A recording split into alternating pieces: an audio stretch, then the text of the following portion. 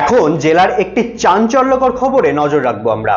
SIR এর গুরু দায়িত্ব বিচারকদের কাঁধে, আর ঠিক সেই সময় মুর্শিদাবাদ জেলা আদালতে বোমাতঙ্ক।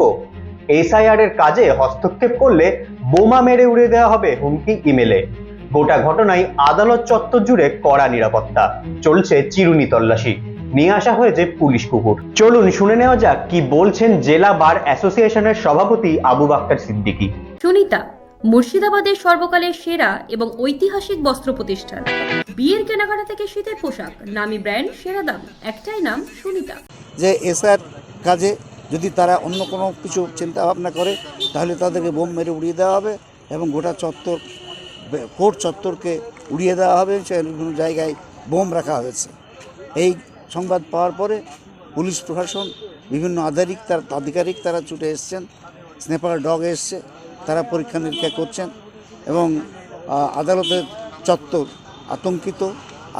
আতঙ্কের আবহে আজকে কোর্ট চলছে। সাধারণ মানুষ, আইনজীবী তারা প্রত্যেকে আতঙ্কিত যে আদালতের উপরে যদি এই ধরনের হুমকি আসে তাহলে আদালতের পক্ষে সঠিকভাবে, নির্ভীকভাবে, স্বাধীনভাবে বিচার করা সম্ভব নয়। আর কোনো মানুষ বিচার পাবে না, আইনজীবীরাও সঠিকভাবে তাদের কথাগুলো বলতে পারবে না।